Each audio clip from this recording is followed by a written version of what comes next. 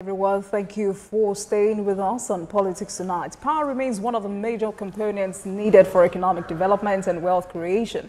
As such, for Nigeria to truly become a booming economy, the availability of power is a necessity.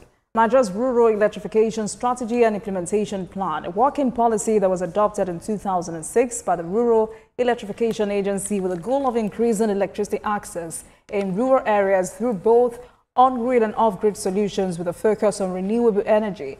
Some of the key objectives of the plan includes electricity access and expansion, achieving electrification targets, promotion of renewable energy, public-private partnership on power. Tonight, joining me to speak more about the Rural Electrification Strategy and Implementation Plan of the REA is the Managing Director, Abba Aliyu. He joins me virtually. Good evening to you, Mr. Aliyu. Thank you very much for joining us on Politics Tonight. Thank you very much, Jumoke. Thank you for having me. Thank you. It's good to see you again. 24 major achievements since May 2024, as seen in this document that I have here. But before we get there, precisely 2 months ago, we had a conversation, but our focus was on the just concluded African Energy Summit in Tanzania. And just a bit about your agency. But tonight, we're focusing on your agency, Rural Electrification Strategy and Implementation Plans. Where are we since our last conversation?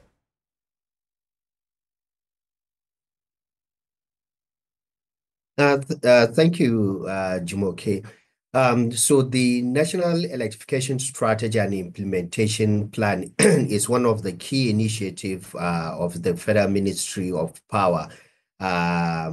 Specifically, the Rural Electrification Agency is being directed to work and deploy that strategy and plan. The plan is nothing other than articulating a roadmap of achieving universal electricity access across the country. There have been a number of figures that have been shared across the country in terms of the number of people that are without electricity access. Now, what we are working with the plan is, where are this number of people that are without this access? And what is their nature of demand? What is the least cost of providing them with this electricity? So what we are doing, it's a community bottom-up approach of defining the least cost of providing or the least cost of achieving electricity access in the country by identifying the different communities that are either unserved or underserved. Not only identifying them, but determining what is their electricity demand and what is the best or the most economical way of providing them with the access. Should we provide them this access using standalone home system, or should we provide them the access using independent mini-grid, isolated mini-grids, or interconnected mini-grid? Or should we extend the grid from where it is to the communities and provide them with this access? So this is the main plan, determining the communities and defining the least cost of providing these communities with the electricity. Then the second part of the plan is also what we call the sectoral intervention. One of the directives given by the Honorable Minister of Power is that the Rural Electrification Agency should also intervene in 4 critical sectors of the Nigerian economy, namely education, health, agriculture, and small-scale and business enterprises. So we are also defining or designing a plan specifically for for each of these sectors. If you pick health, for example, where are the entire health institution, be it primary, secondary, or tertiary health institutions? What is their nature of the demand, and what is their supply level at the moment, and how best should we optimize their level of supply?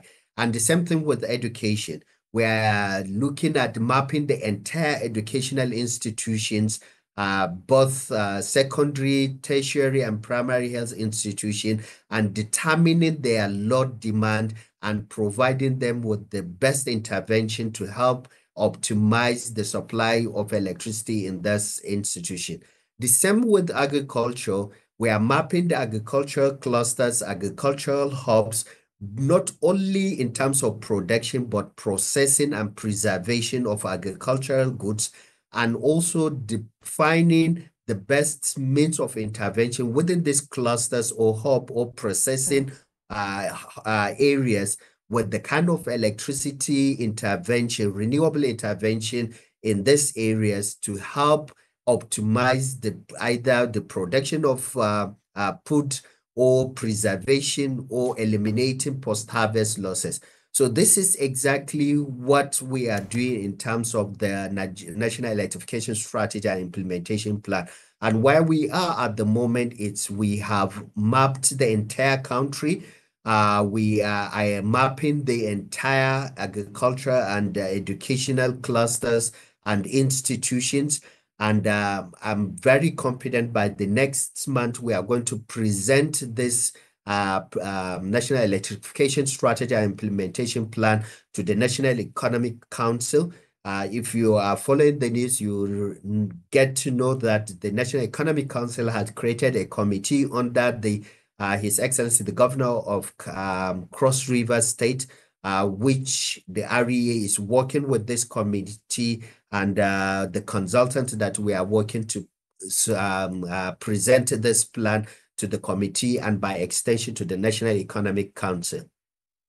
All right, Mr. Liu, going by the conversation we had in February, it was clear that as a country, we are on our way to developing a data-driven off-grid model for Nigeria that will become an exemplar for sub-Saharan Africa. We're on our way to promoting the use of decentralized energy solutions to power houses, communities, and businesses. And going by, the era of those who were there before you became MD, by 2023, we should have developed 10,000 mini-grids, which was expected to provide power to about 14% of the population. And part of the vision is to also provide reliable power supply for 250,000 SMEs, to provide uninterrupted power supply in federal universities and university teaching hospitals. And subsequently, also, Nigeria plans to reach a full electrification rate by 2040, connecting over 500 houses each year from 2020 to 2040. These were the goals of those that occupied that position before you. How realistic are these goals? And now, with the present government, we are even much more ambitious than those previous goals.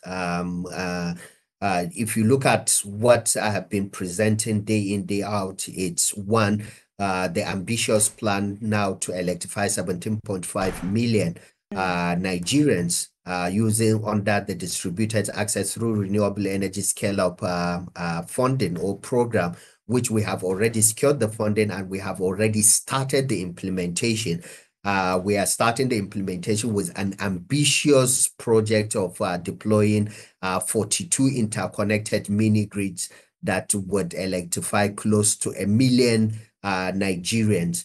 Then this would also be just a part of the program. We have also the plan to deploy close to 1,250 independent isolated mini-grids to power close to 3 million Nigerians, and the deployment of standalone hub system to power close to 12 million Nigerians. So what we have now, it's a much more ambitious plan in terms to address the electricity access gap. The DES program is just one of it. Beyond that, we have the EHAT electrifying health institution, education, agriculture, and rural communities, as well as e-mobility. We have that also program targeting about 7 million Nigerians, which we have already also started implementing it.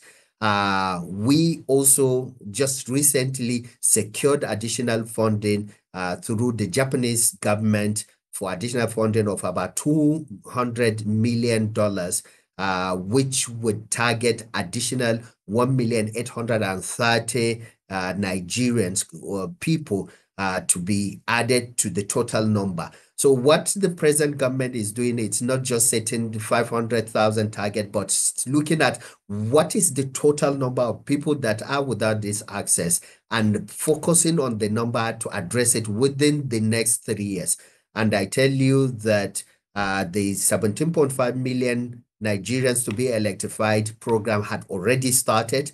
The additional funding for additional 1,830,000 from the Japanese government has been secured. In fact, we just got the information that the board of the JICA had already approved that funding. So once we got the internal process right, we will also get this funding for us to start the 1,830,000 Nigerians as well. All right. So, Mr. Ali, just for the purpose of clarity, you have said increased electrification rates will be achieved with both conventional and renewable energy sources, the latter with on-grid and off-grid applications. I want you to expatiate on this. Talk to us about this policy. So what we are doing, and that is the essence of the electrification strategy and implementation plan. The plan would tell you the best means or the least costs approach of providing electricity. So rather than just extending the grid from one place to another, the plan would tell you that the most viable way of providing electricity in this community is isolated mini grid. So go and put an isolated mini grid. And that will give you an economical way of providing electricity to this community without spending a lot of public funds. So that is what we are doing. So we have done this mapping. We have identified the areas to provide the isolated mini grids. We have identified areas for interconnected mini grids. We have identified areas for even a new technology that we introduced called mesh grid. We have also identified the areas for standalone home systems. So that is what the plan had provided us with. So we now set target for each of these different approach of providing electricity. Under the DES project, we want to electrify 3 million Nigerians using isolated mini grids, 1.5 million Nigerians using interconnected mini grids, and about 12 million Nigerians using standalone system and mesh grid. That is very clear. Under the eHeart program, we want to provide 9.7 million Nigerians using isolated mini grids that we have already mapped out the areas identified, and we are in discussion with the subnationals for them to agree to our approach and for us to start working with the subnational to deploy this mini grids. We also have, using our electrification strategy and implementation plan, have identified the areas where it is standalone home system that you will provide. These are areas that are sparsely populated, either deploying either isolated mini grid or interconnected mini grid or extended grid may not be economically viable to provide them with the electricity. In these areas, we provide them with rooftop solar home system that will provide them with this electricity. So that is the approach. It's all in our own way of utilizing the public fund in the most economically efficient manner for us to achieve the electrification.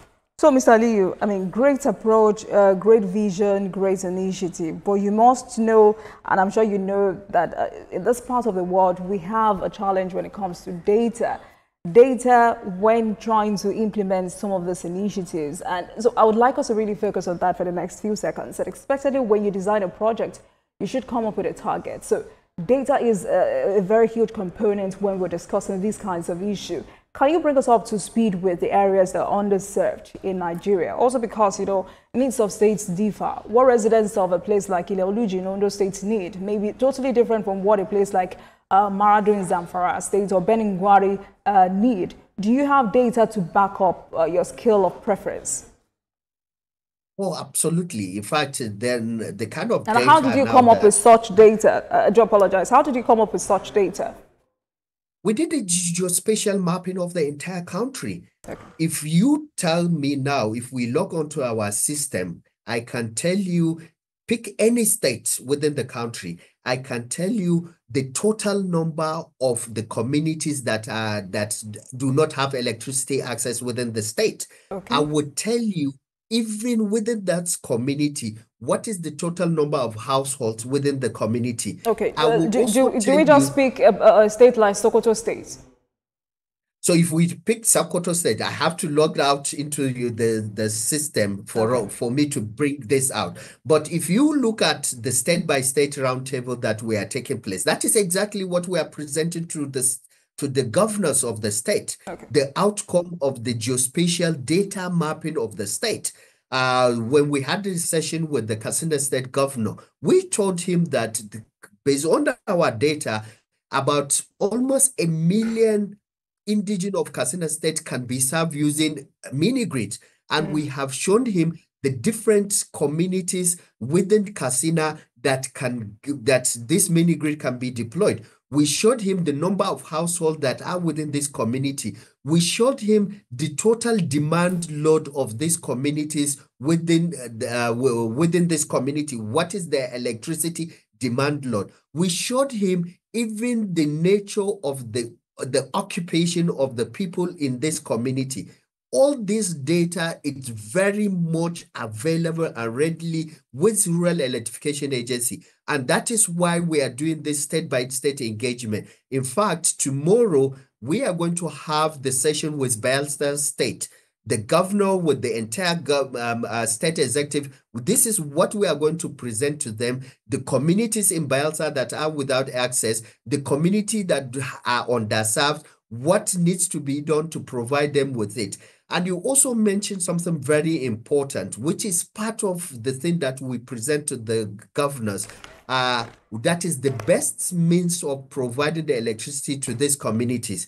I give you an example. In one community in Balanga in Gombe State, what we realize is based on the fact that there's a micro dam available within that community. What we should use is to use that micro hydro dam to generate the electricity to power the community rather than using the solar, because it's a viable micro hydro dam that can be utilized to generate the electricity. The same thing in a community, an agricultural community in Adama, what we realize is because they produce this waste from the rice husk, we can utilize that as a biomass way, as a means of feedstock to burn that husk to generate electricity and power the community within that. So we have all this data and we have clarity in terms of what should be provided in the community and the best means to provide the communities. That it's readily available with us. All right, Mr. Aliyu, let's go on a break, and when we come back, we'll talk about structure. We'll talk tonight, everyone. Thank you very much for staying with us on the program tonight. We're getting more insights into the electricity, rural electrification strategy and implementation plan of the Rural Electrification Agency. And Managing Director Abba Aliyu is live on the program with me tonight. Mr. Aliyu, thank you very much for staying with us on the program. So before we get to this document you had shared with me and how we're able to achieve this in less than 1 year, I want us to talk about structure. Do you have personnel across the country, and how do you coordinate your activities across the country? So we have a decentralized structure. The head office of Rural Electrification Agency is in Abuja, but in each of the 6 geopolitical zones in the country, we have an office that helps in coordinating the implementation of projects within the geopolitical areas. In terms of personnel, yes, we have one of the best skilled personnel that have so much technical competence and experience in the deployment of renewable energy across the country. We are also continuously leveraging in the skills and competencies of consultants that help us also in either using data to monitor the implementation of our project, or also in designing or developing financial management system that will help in creating a public-private partnership for the deployment of also of the infrastructure across the country. All right, so you had said 30 million Nigerians would have electricity through what you call isolated mini grids, intercontinental or interconnected mini grid. You also talked about mesh grids and solar. I want you to expatiate. Also, how many viable mini grid sites do we have at the moment from the last time we had that conversation? So the different approach, it's different technology approaches of addressing electricity access in the country. The interconnected mini grids are mini grids that we deployed that has a link with the national grid. And the reason for that is for areas where they have low supply or low reliability of supply.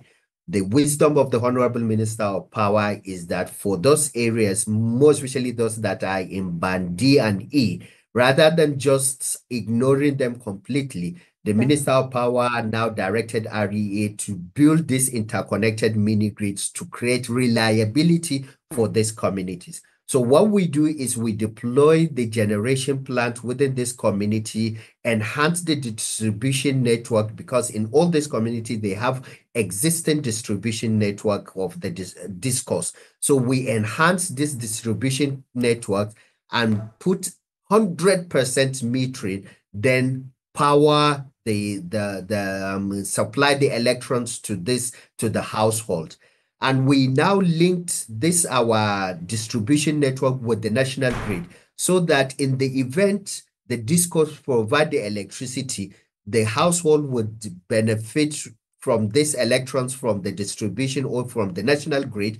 And where there's no supply from the national grid, this generation plant that we already deployed within the community provide them with this electricity. So in all these communities, they have the most reliable supply of electricity. In fact, just last 3 weeks, I commissioned one of the projects in Ibaragun, in a community that is neighboring Ogun and Lagos State, where with the other partners, GIAP and REA, we deployed 1 megawatt power plant, generation plant that is now powering the community. Already the neighboring community, based on the reliability they have seen, they are also requesting for this kind of supply. Yes, so, and we have Mr. started MD, you know how important it is that you also factor affordability into all of this. So can we also have the best possible tariff cost for these areas?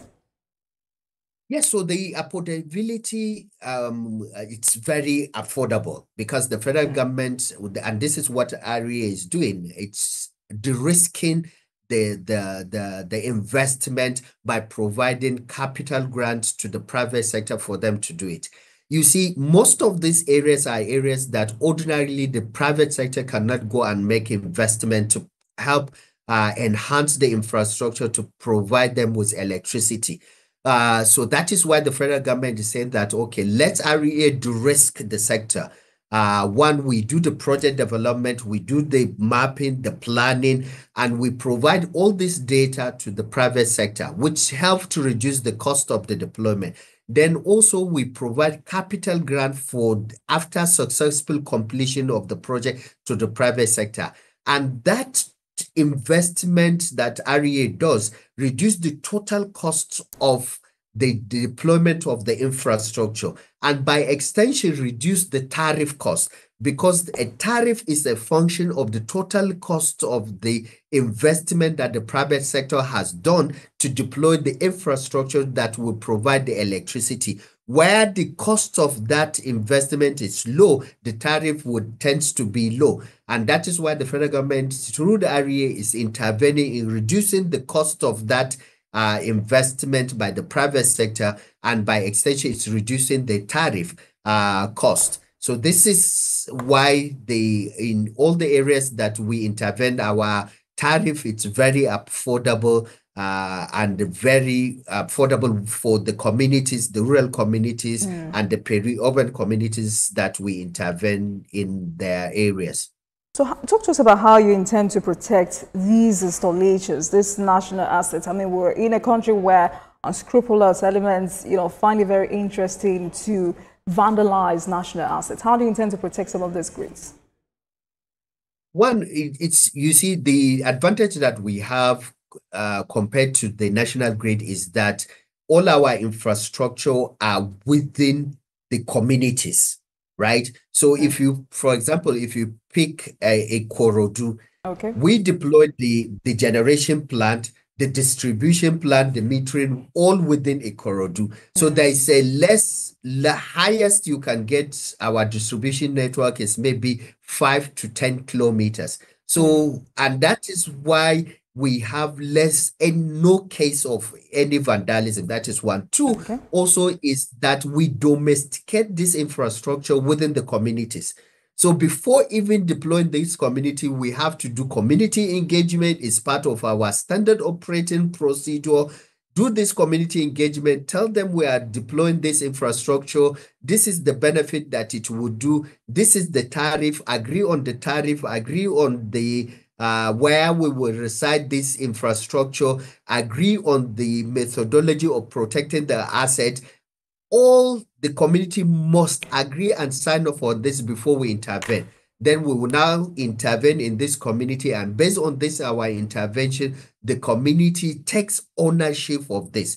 We also have a strategy of creating what we call the reuse, Renewable Electricity Users Cooperative Association within this community. We create this community as a way of creating job opportunities within the community, but also as a way of making the community to own the asset. So they now become the first line of respondent in the event of any fault within the mini grid.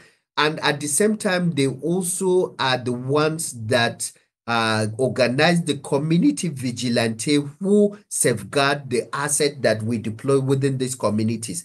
And I tell you, based on our intervention area, we have over 300 mini grids across the country. We do not experience any act of vandalism so far in all the communities that we intervene. All right, then. I mean, it's not something we all pray for, but it's also something we must protect ourselves against. All right, let's go to this document you shared with us, Achievements of the REA under Abba Aliu's leadership.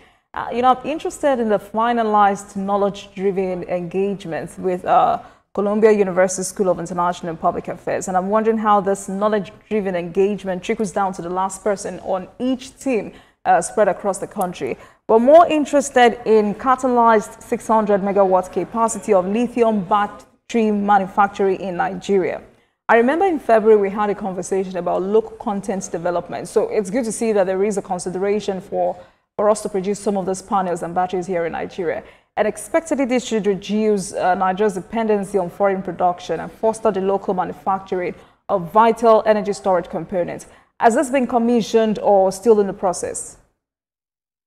So I'll start with the first question, the Columbia University. One of the things that Rural Electrification Agency is doing is also attracting high talent, global talent, to help look at our system, our strategy, and our programs and tell us if we are getting it right. So we invited the Columbia University, about, I think, 20 students who are studying either their BSc or PhD in the Columbia University. They came, they went to I think 3 of our projects, one of which is the first interconnected mini grid project that we have done in Nasarawa Toto. They analyzed the mini grid, they reviewed the financial, the technical standard, and the commercial viability of our mini grid. And we have the report on our website that the Nigerian public can go and read. And what they have come up with, it's kind of a thumbs up of our strategy and the programmatic approach of our intervention. Not only that, but also identifying the viability of creating more job opportunities, enhancing the gross domestic product of the country. They mentioned to us that with the mini grid that we deployed in Nasarawa Toto, it has the possibility of catalyzing close to another 12 billion opportunities in just e-mobility, electric mobility, by creating battery charging, battery swapping, electric changing our diesel or petrol-based tricycles to electric tricycles, and how that would, one, enhance, reduce the cost of operation for the tricycle riders and create a new business opportunities for example, the POS, who ordinarily, by doing POS, through our mini grid, you can now start another business of battery swapping. If the tricycle person comes in, would just stop over to the POS, remove the battery, get a charged one, put on the tricycle, continue to move and pay the POS maybe 2,000, and that battery can take that tricycle to do his business for the entire day. So creating a new ecosystem of business opportunities, it's part of the outcome of that study of the Columbia, and that is why you now see us integrating mobility in all our program intervention in all the rural communities. So that is one. So, and apart from even the Columbia, we are now in discussion. Other foreign universities are still engaging with us, that they want to understudy our program and they want to write a report, a case study of our project. So this is taking REA to the world. REA already is now a case study in the Columbian University based on that opportunity that we have created, and more will come up later on. To the second part of your question, in terms of the catalyzing local production, what I keep on saying is that what the present government it's doing is to make Nigeria to be the renewable hub of West Africa. Okay. And this is by nothing other than domesticating the entire production of the renewable value chain in country. And we have already started that. The 600 that we have seen, we have catalyzed that. Through the RES intervention now, we have a company in Lagos called Levin, which next week I'm going there for the official commissioning and launching of their PB panels, 150 megawatt capacity photovoltaic panels production plant already has started production in Nigeria. That is one. We here also in Abuja, there's a GRV company with a capacity of 250 megawatt capacity that is completed, and we are about to launch it. We're waiting for Minister of Power to do the launching of that production manufacturing outfit. We have another one that is also in the process of production, being established in Lagos, 150 megawatt capacity. We have Oxano that has 120 megawatt capacity that has been in production for a very long time. We want now discussing on them expanding their capacity. And this is just one.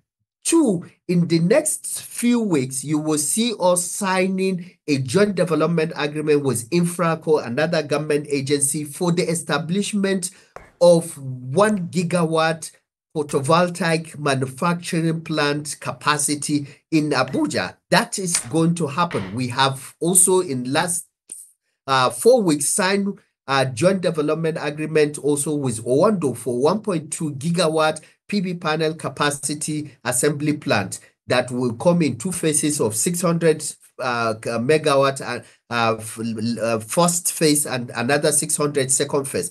All these are reality. They are taking place, and it's positioning the country to take its position as the renewable hub of the entire West Africa.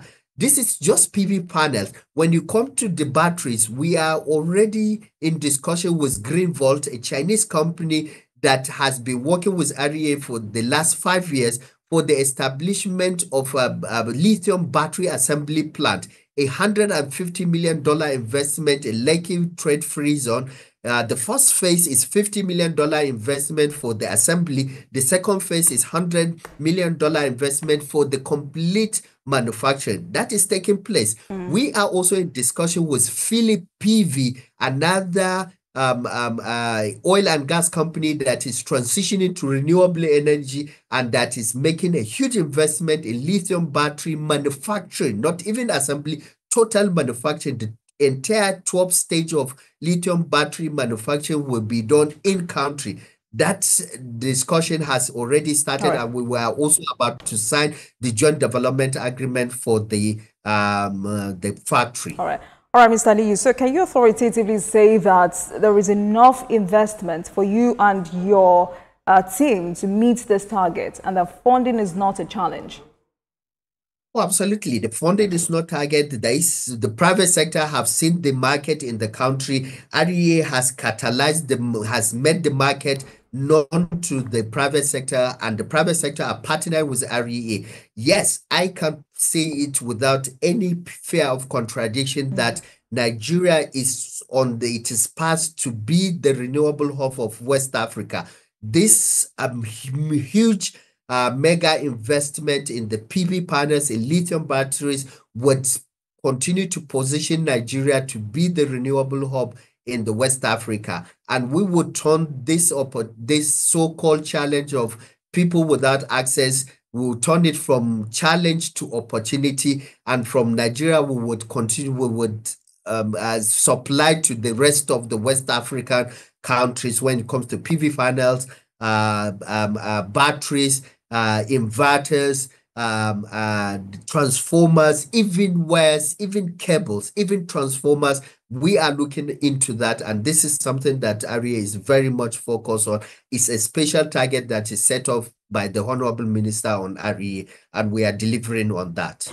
All right, I asked that question because experts say despite the significant government-heavy investments in renewable energy, particularly solar power, adoption appears to be really slow across the country. Talk to us about the challenges hindering solar power adoption in this part of the world.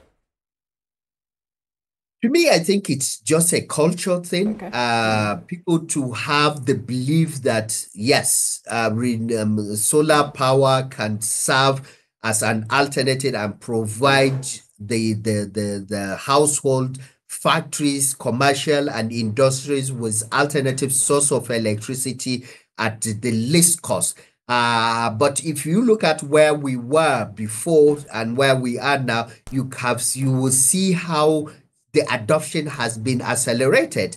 Look at the universities now. When the REA wanted to start the first phase of intervention in the university, there are universities that said they don't want solar power plants in the universities. But now, almost each and every day is either we receive a contingent visit from the universities or letters from universities requesting for this intervention at the university. All right, Mr. Liu, because of our time, going by our last conversation, you said the federal government is not relying on the state government for free lands, but the federal government would purchase these lands needed for the implementation of this project. I see that there is an MOU with Katsina State government to enhance energy access for MSMEs in the state through renewable energy sources. I want you to talk to us about how crucial this is to both parties. What's the level of compliance from other governors? In 1 minute.